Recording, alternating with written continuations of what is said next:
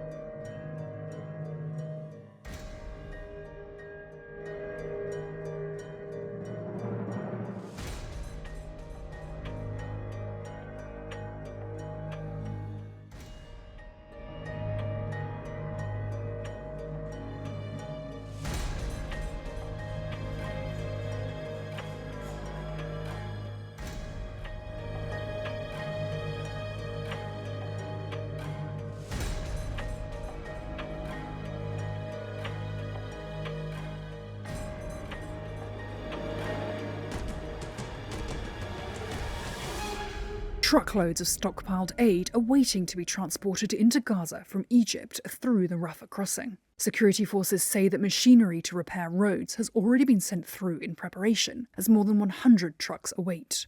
Rafah, the only crossing not controlled by Israel, has been out of operation since the first days of the conflict, but the United States and Egypt have been pushing for a deal with Israel.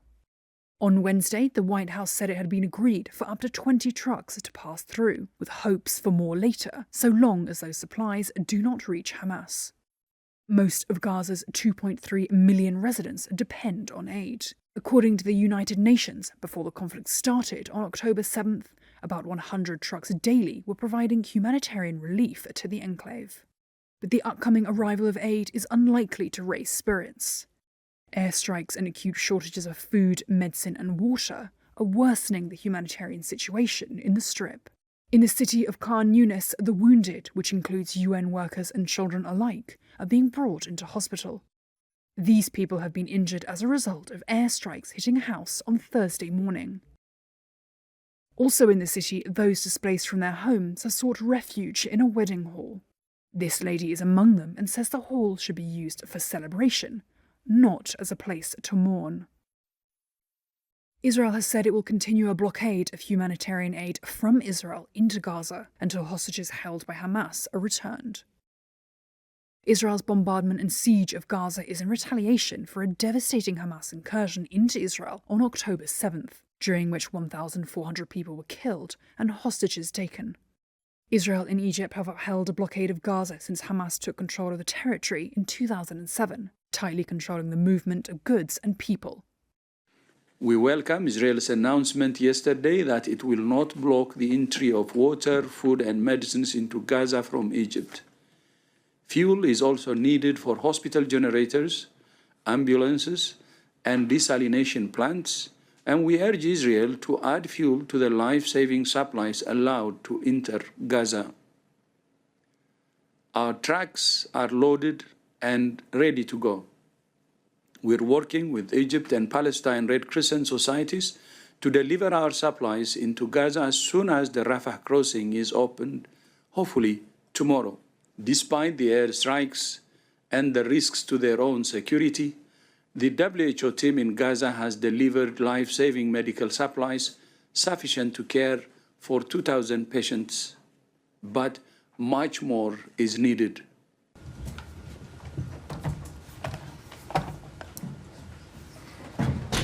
Good afternoon, everyone. Good to be back.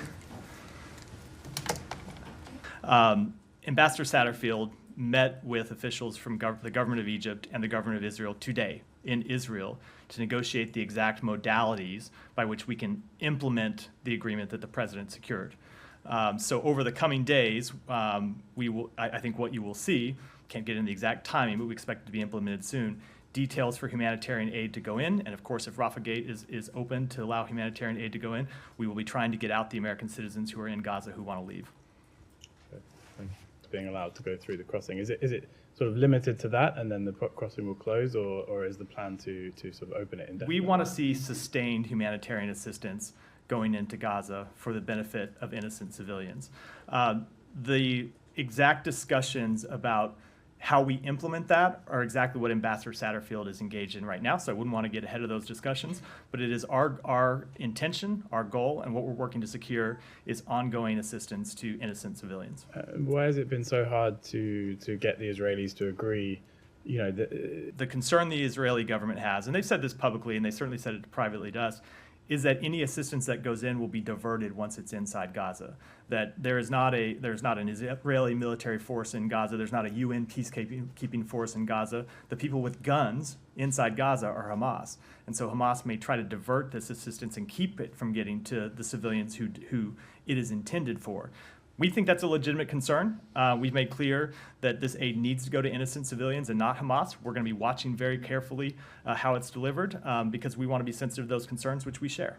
So you do. What kind of protection is the United States willing to give the Palestinian civilians?